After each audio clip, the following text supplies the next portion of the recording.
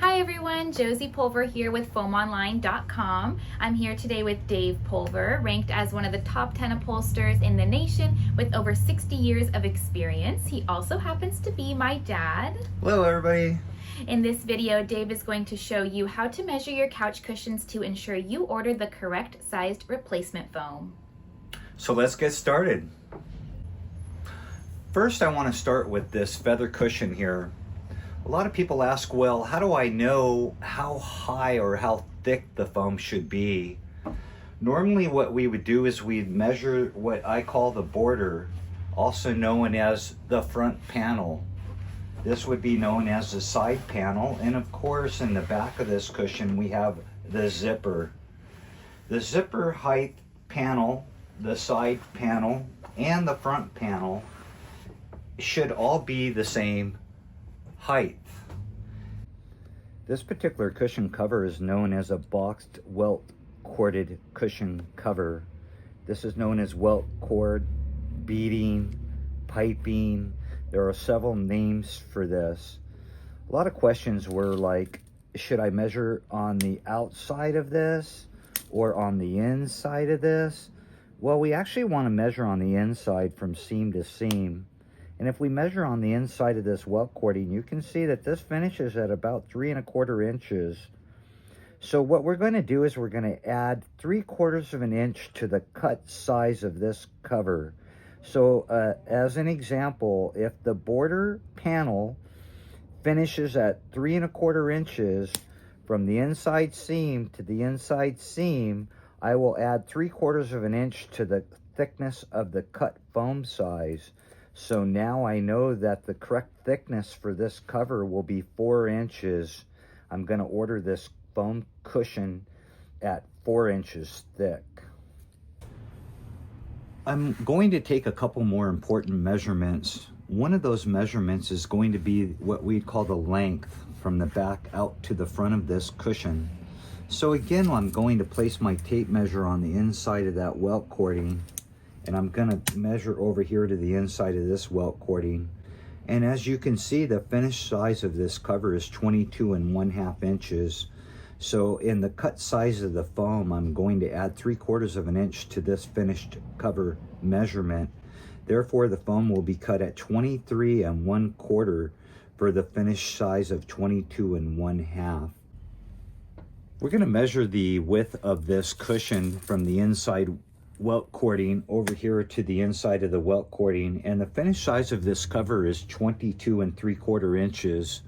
We're going to add 3/4 of an inch to the cut size of the foam, so that would be 23 1/2 inches cut size of the foam. As you've noticed, we've added 3/4 of an inch to the height, the width, and the length more than the finished size of this cover. One of the important parts of this cushion is what we call the crown. In other words, how high is it here in the center of this cushion? So what I've done is I've set this cushion on the tabletop, and I've laid a 36-inch ruler across the top of it. Now what I'm going to do is take my tape measure, and I'm going to measure from the table up to the bottom of this cushion. And it appears to me to be pretty close to 7 inches thick out there in the center. As you remember, I had said that the 4-inch foam is the correct thickness for this. And then of course the question is, if it has 4-inch foam in it, how is it that it's 7 inches thick? Well, this is the way it works. I have a piece of 4-inch thick foam here, and this 4-inch thick foam is wrapped with 1/2-inch Dacron on the top, the front of the cushion, and the bottom of the cushion. As you remember, I talked about 4-inch thickness of that cushion. With this 1/2-inch wrap, the total height of this cushion now is at 5 inches. This tells me that this cushion would be 2 inches lower than what I actually need. So what I'm going to do is I'm going to keep my 4-inch thick foam, and I'm going to increase this Dacron thickness to 1 1/2 inch. If I had 1 1/2 inch Dacron here and 1 1/2 inch Dacron here, and a 4-inch foam pad here, this cushion now would be sitting at 7 inches tall out here in the center. A lot of people would say, yeah, but it'll be 7 inches tall here on the side too. No, the border itself at 3 1/4 will pull this down and create that 7-inch crown center that we're looking for. So it would be correct that the foam would be 4 inches thick and that the Dacron total would be 3 to get a total crown height of 7 here in the center. And that is how we're going to do this cushion. You can see that the front of this cushion is slightly curved, and we are going to do the same thing with the foam that's arrived. We know that the foam we ordered is in a rectangle and it doesn't have this front curve cut into it. What would we do? Well, what we would do is we would measure from the inside of the welt cording to the inside of the welt cording in this corner. I've done that and I know that this is 20 inches. So I'm going to mark a felt pin line at 20 3/4 inches over here in the front.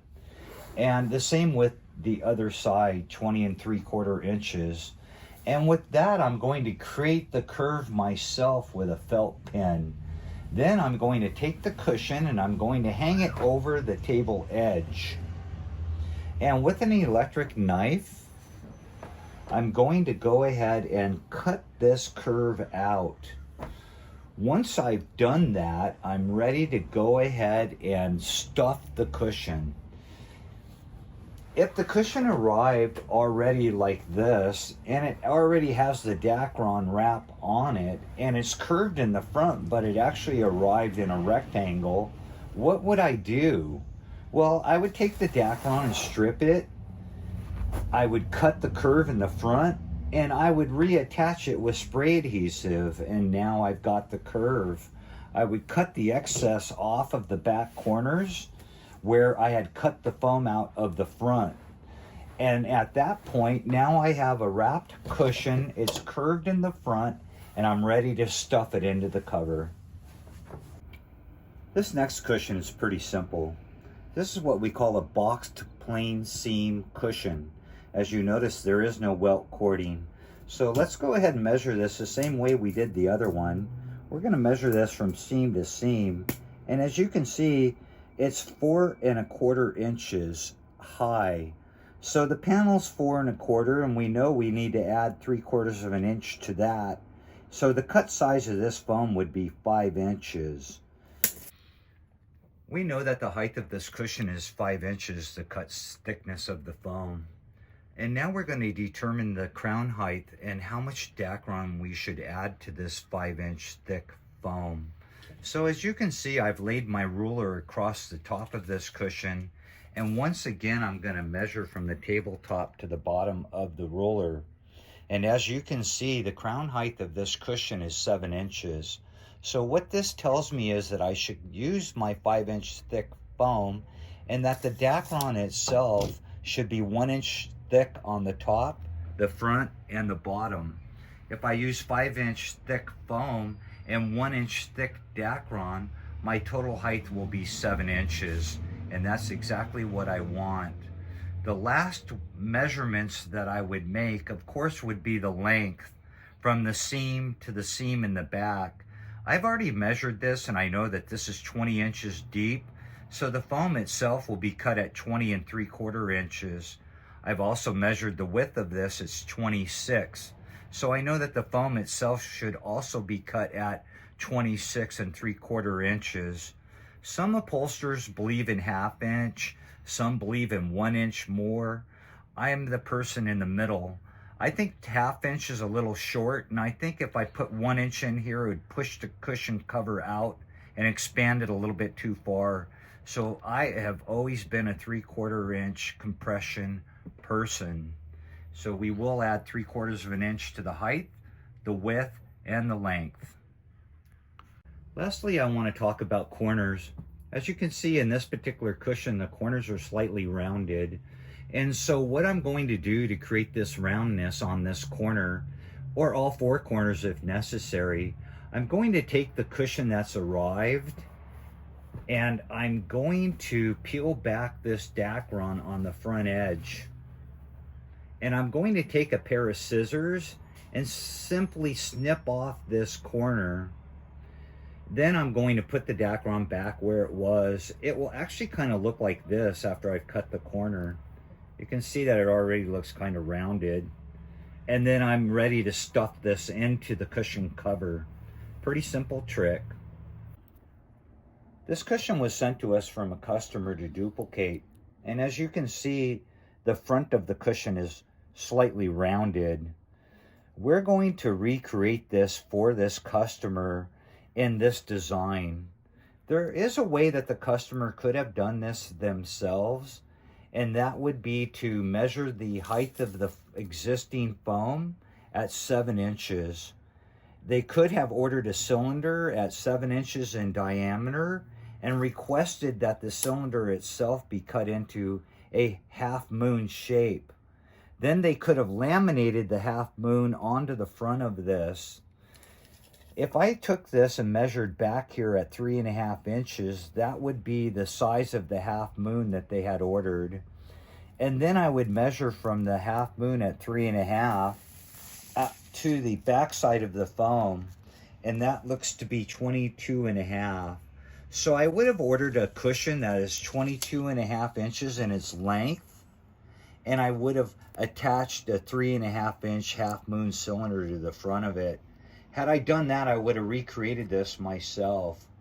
But for this particular customer, they didn't want any glue seams here on the front.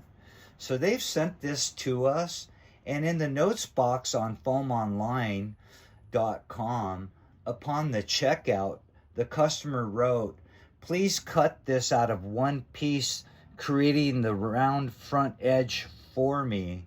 It's a free service, and that's what we're going to do to solve this customer's design problems. This is your typical tea cushion, and you'll find this on our home page. If you simply click onto the tea cushion shape, you'll be able to order one of these. The reason why I brought this down here, I wanted to show you that this flares out wider here in the front of the arm than it does from side to side on the back of this cushion. So of course the question would be, well, how would I order something like this? What I'm going to do is I'm going to measure over here in the front of the arm from side to side inside the welt cording from seam to seam. And this measures 23 inches. So I know that at this point it should actually be cut at 23 3/4 inches once I add the compression to it. So when I go to order this, I'm going to order it that the back side would be 23 3/4. And when I'm checking out in the notes box, I'm going to put in there that the back side is actually 19 inches. So this would be cut at 19 3/4 inches. In the notes box, I'm going to say, please trim down the back side at 19 3/4 inches. And then of course, I'm just going to follow the guide from side to side. In the front T here, it's 29, so this would be cut at 29 3/4. The same with the length. I would simply add 3/4 to this. 25.5 inches from the inside seam of the welt cording to the inside of the seam of the welt cording. This would be cut at 26 1/4. This particular cushion is out of a Louis V. And you can see that it's pretty complicated in its design. One of the reasons why I brought this tea cushion down here today is not only does it flare out like the last tea cushion I had described, but it is also rounded here in the edge and the front. Because this cushion is so complicated in its shape, a cushion like this would require a pattern. So what I would do is I would lay some tracing paper over this, and I would pin it to the fabric itself to hold the tracing paper in place. And I would take a pin and I would simply follow the welt cording edge around the tracing paper. I would take this pattern and fold it and send it to us here at foamonline.com with a note. This is the finished size and shape of the cover itself. Once we get a pattern like this, we will custom cut all this shape for you. The roundness in the front, the flare on the side. It even has a little cut here that goes around the front of the arm. And so that's how we would do this and other complicated cushions that require a pattern. In some cases, we have customers that actually send us the cover itself. If you do that, make sure that you do that requesting a signature only delivery, and we'll do this for you. This is a dining room chair seat, typical trapezoid shape. One of the questions I get quite often is, how do I know what the thickness of this dining room chairs pad should be? The answer to that would be to measure from the floor up to the top of this pad. And if I measured from the floor up to the top of this pad, I would realize that most dining room chairs are sitting at about 19 inches tall from the floor up to the top here. In this case, I measured this chair and it was at 19 inches. So I'm not going to decrease or increase the thickness of this foam. This foam is 1 inch thick. Typical thickness of dining room chair seats in foam is 2 inches thick. In this case, it's 1 inch. So I already know that the thickness of this should be 1 inch. But what should the width be in the back, the width in the front, and what should the length of this be? So I've taken the seat off and I'm going to flip it over and I'm going to measure the board itself. When I come over here and measure this front side of this trapezoid shape, the wood itself is 20 1/2 inches wide. I'm going to cut this foam at 21 1/2 inches. I've added 1 inch to the board size. The same with the back. If this back side is 17 inches, I'll be cutting the back width at 18 inches. Lastly, the front to back, the length. The board is 15 3/4 inches, so I'll be cutting this at 16 3/4 inches. The reason why I'm cutting it 1/2 inch larger than the board itself all the way around is that I want the foam to be able to fold over that front edge and create this roundness that protects this front board. As you notice, when I hit here, this is foam padding. So when I move this chair from room to room, this fabric will not get marred. Also, by cutting it 1/2 inch larger all the way around, I've created a round edge to it, and this is the way that it should look. And so it's pretty simple. All I do is measure the width of the back at 1 inch, the width of the front at 1 inch, the length from the back to the front at 1 inch. Lastly, I want to talk about the padding that's under here that's actually supporting the whole entire seat.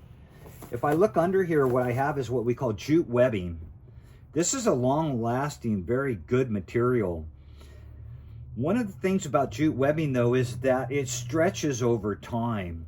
And when it stretches, it becomes loose. And when it becomes loose, it begins to fall through the bottom. That's going to create a dip here in the center. And you can see how this is kind of dipped down here. So even if I replace the foam here and I put new fabric, I still am going to have this problem where it's dipping here. So as I have this material stripped off and I have the foam stripped off, what I'm going to do is I'm going to untack the webbing on the front, and I'm going to untack the webbing on the sides, and I'm going to re-stretch this and re-tack this, and I'm going to make it very strong again. By doing that, I'll get rid of this dip in the center. Another solution is to order a small piece of 1/2 inch foam that's going to fit just in the dip. I would glue the 1/2 inch foam down first over the webbing and the burlap, and then over that I'll put my new 1 inch pad. So what I basically did was I filled that dip in the center before I put my fabric on along with my new foam. That would be the answer. Another one is where the jute webbing itself is torn or about to tear. In a case like that, I would take the jute webbing out and completely replace it. Another popular product here would be rubber webbing or rubber mesh. The problem with rubber, of course, over time it stretches. So you're going to end up with the same problem. I would detach the rubber webbing, I would re-stretch it, re-tack it, and reuse it if it's in good shape. If it's old and cracked and ripped and deteriorated, I would remove the rubber webbing or rubber mesh and I would replace it before I go through all of the labor of putting the new foam on along with new fabric. And that's how we're going to measure and take care of the correct size of a dining room chair seat foam pad. Great job, David. Thanks. Now that we've gone over several different foam shapes, custom cut to fit couch cushions and chairs, we hope you have a better understanding of how to measure your cushions for replacement foam. And if you have any questions at all, feel free to leave a comment below or contact us at homeonline.com. If you found this video helpful, be sure to like and subscribe. Thanks so much for watching, and we'll see you in the next video. Bye!